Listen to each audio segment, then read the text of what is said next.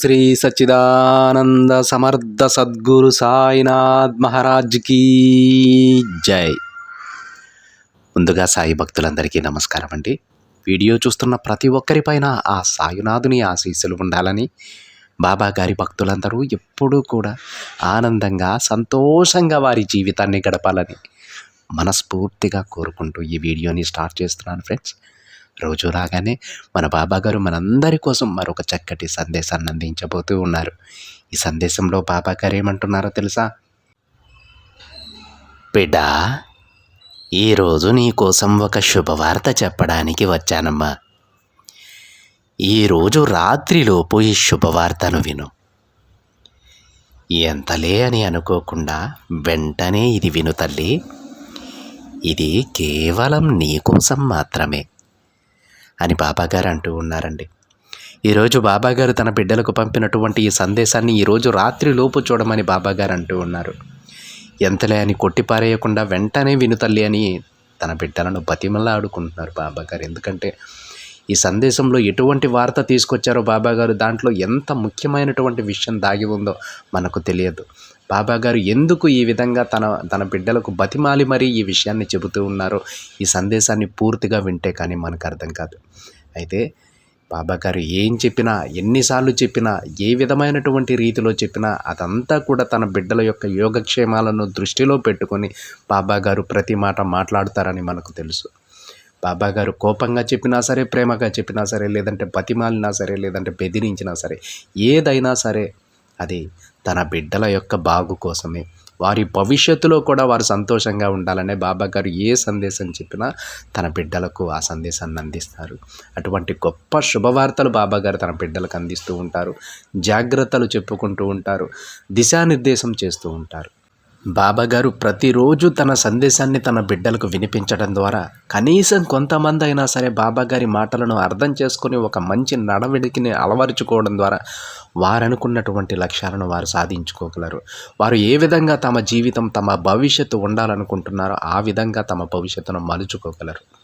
అంటే సందేశం వింటున్న ప్రతి బిడ్డ ఇది పాటిస్తారని కాదు, పాటించిన వాళ్ళు కొంతమంది అయినా సరే, రోజుకు ఒక్కరిలో మార్పు వచ్చినా సరే, రోజుకు ఒక్కరు బాబాగారి సందేశం విని వారి జీవితాన్ని మార్చుకోగలిగినా సరే బాబాగారికి చాలా సంతోషమైనటువంటి వార్త అవుతుంది అది. అందుకే ప్రతిరోజు కూడా బాబాగారు ఒక సందేశం చెప్పి ఇది ఏ బిడ్డలో అమలుపరుస్తున్నారు, ఏ బిడ్డలు నా దారిలో నడుస్తున్నారో ఆ తండ్రి చూస్తూనే ఉంటారు. ప్రతి ఒక్కరిపైన కూడా బాబాగారి దృష్టి ఉంటుంది. ఏ బిడ్డలైతే బాబాగారి మాటలను విని దానికి అనుకూలంగా నడుచుకుంటూ ఉంటారో వాళ్ళకు ఒక గొప్ప అదృష్టాన్ని బాబాగారు ప్రసాదిస్తారు. అదేవిధంగా ఎవరైతే అర్థం చేసుకోలేకపోయారో వారి కోసం మళ్ళీ సందేశాన్ని పంపుతారండి. అంటే మనం దీన్ని బట్టి అర్థం చేసుకోవాల్సింది ఏంటంటే బాబాగారికి ఏ ఒక్క బిడ్డ పైన కూడా పక్షపాతం లేదండి. విన్న బిడ్డలకు గొప్ప జీవితాన్ని ఏ విధంగా ప్రసాదిస్తారో అర్థం చేసుకోలేకపోయినటువంటి బిడ్డలకు మరొక అవకాశాన్ని కూడా అదే విధంగా ఇస్తారు. అంటే ఒకరు ఎక్కువ కాదు, ఒకరు తక్కువ కాదు. చెడ్డదారిలో నడుస్తూ ఉన్నటువంటి బిడ్డలకు వారికి బుద్ధి చెప్పి మరీ సక్రమమైనటువంటి మార్గంలోనికి తీసుకొని రావడం కూడా బాబాగారి బాధ్యతే. అదేవిధంగా మంచిగా బతుకుతున్నటువంటి తన బిడ్డలు ఎవరైతే ఉంటారో ఆ బిడ్డలను కష్టపెడుతున్నటువంటి వాళ్ళను కూడా కఠినంగా శిక్షించడం కూడా బాబాగారి బాధ్యతే. వీటిలో ఏ బాధ్యతను బాబాగారు మర్చిపోరు. ఆ బాధ్యతను దృష్టిలో ఉంచుకునే ఈరోజు బాబాగారు తన బిడ్డల ముందుకు మరొక చక్కటి సందేశాన్ని తీసుకొచ్చారండి. ఈ సందేశంలో బాబాగారు ఏమంటున్నారో తెలుసా? తల్లి, ఈ రాత్రికి నా బిడ్డ దిగులంతా పోగొట్టాలని వాయువేగంతో నీ కోసమే వచ్చాను. ఇక నీ కష్టాలన్నీ మీ బాబా తీరుస్తారని దృఢంగా నమ్ము. నీ మనసులోని బాధలన్నీ తొలగించి నీకు కావలసిన అందమైన జీవితాన్ని నేను నీకు అందించబోతున్నానమ్మా.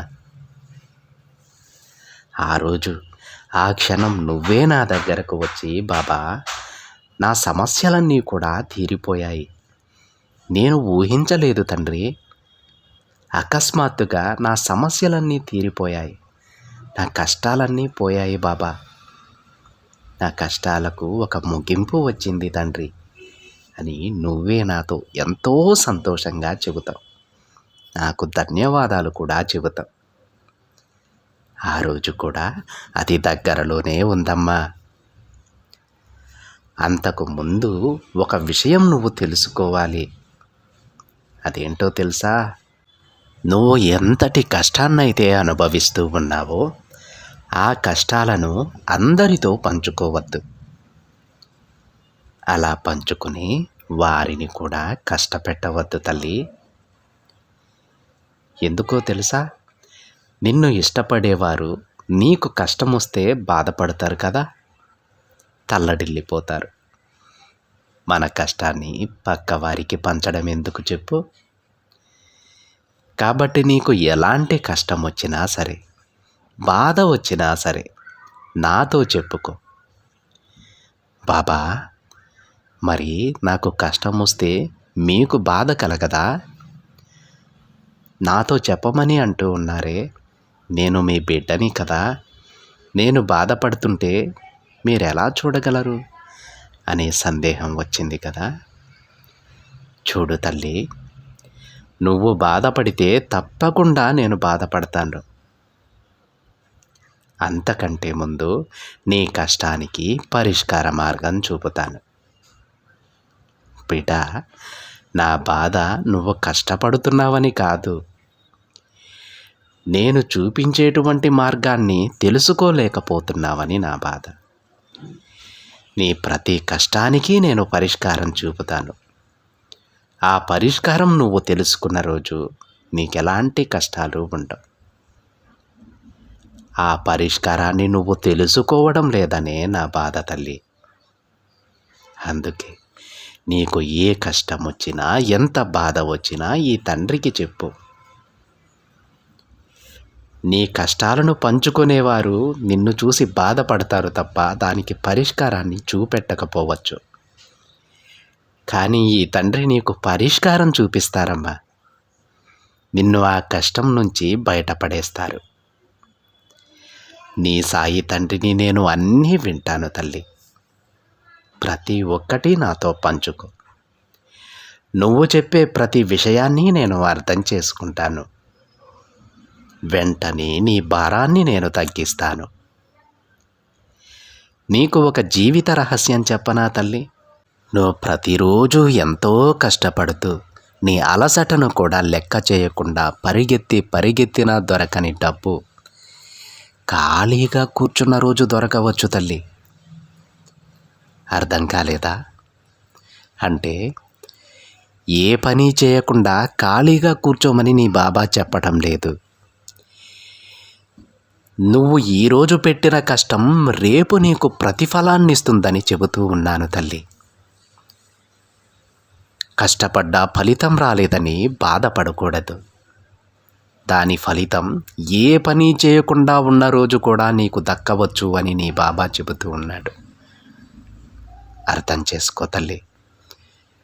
జీవితంలో ఏ రోజునూ కూడా వ్యర్థం చేయవద్దు. ప్రతిరోజు నీ లక్ష్యం వైపు పరిగెడుతూనే ఉండాలి. చూడమ్మా, కష్టపడేటప్పుడు కావలసినప్పుడు ఏదీ దొరకకపోవచ్చు.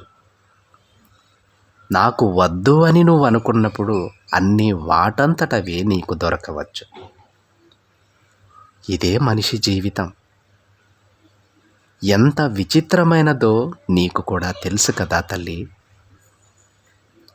కావలసినప్పుడు దొరికితేనే కదా ఆనందం. కాబట్టి నీకు కావలసినప్పుడు నేను అన్నీ అందిస్తానమ్మా.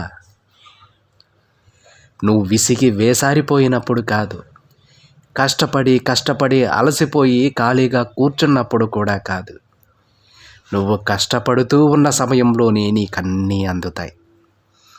ఆ విధంగా అందించే బాధ్యత నాది. నీకు కావలసినవేమిటో ఆలోచించి ఈ తండ్రిని కోరుకో. సుఖమైన జీవితాన్ని జీవిస్తూ ఉన్నప్పుడే కష్టాన్ని కూడా అలవాటు చేసుకోవాలి తల్లి. సుఖంగా ఉన్నప్పుడే కష్టం అలవాటైపోతే కష్టాన్ని కూడా సులభంగా దాటేయవచ్చు. అందుకే ప్రతి ఒక్కరి జీవితాల్లో సుఖదుఖాలను నేను మార్చి మార్చి అందిస్తాను. ఎందుకో తెలుసా?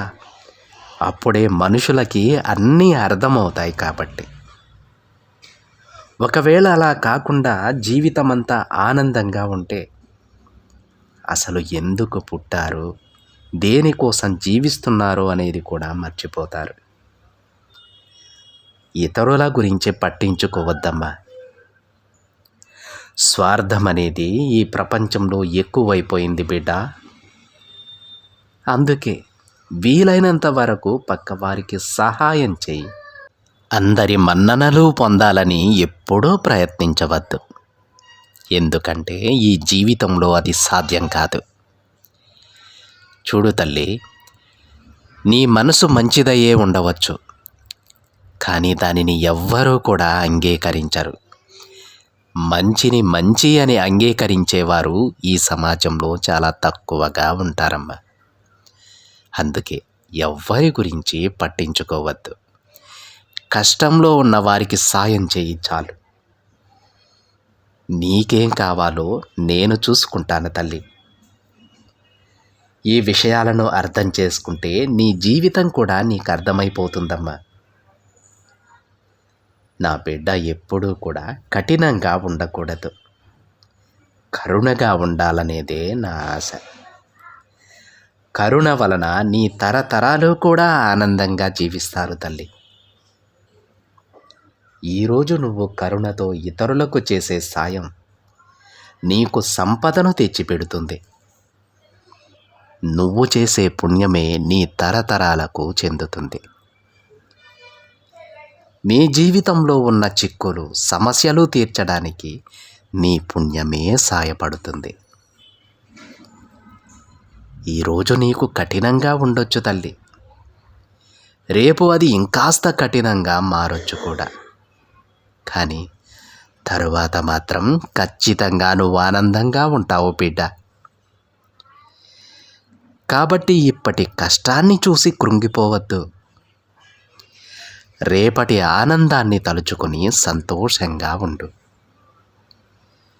ఒక్క విషయం గుర్తుపెట్టుకోమ్మా, సింహం కూడా పరిగెత్తి పరిగెత్తి వేటాడితేనే ఆహారం దొరుకుతుంది. బంగారాన్ని వేడి చేసి కొడితేనే అందమైన ఆభరణాలు చేయగలరు. ఎంత నొప్పిని భరిస్తే జీవితంలో అంత ఎదుగుదలకు దోహదపడుతుందని గుర్తుపెట్టుకో. ఎలాంటి ఒత్తిడికి గురి కానిదే ఈ విశ్వంలో ఏదీ కూడా ఉన్నత స్థాయికి చేరుకోలేదు. అది వస్తువైనా, మనిషి అయినా, చివరికి జంతువులైనా సరే. ఎంత ఒత్తిడిని ఎదుర్కొంటారో అంత ఎత్తుకి ఎదుగుతారని గుర్తుపెట్టుకో. నీ బాబా మాటలను అర్థం చేసుకోవడానికి ప్రయత్నం చెయ్యి తల్లి. నీ జీవితంలో అన్నింటినీ నువ్వు తట్టుకుంటేనే నీకు అందరిలో మర్యాద, గౌరవం లభిస్తుంది. ఇప్పుడైనా నీ సాయి మాటలు అర్థం చేసుకోవడానికి ప్రయత్నిస్తావా తల్లి? నీ బాబా ఎందుకు కష్టాలు పెడుతున్నారు అని, ఎందుకు సమస్యలు సృష్టిస్తున్నారు అని. ధైర్యంగా ఉండు.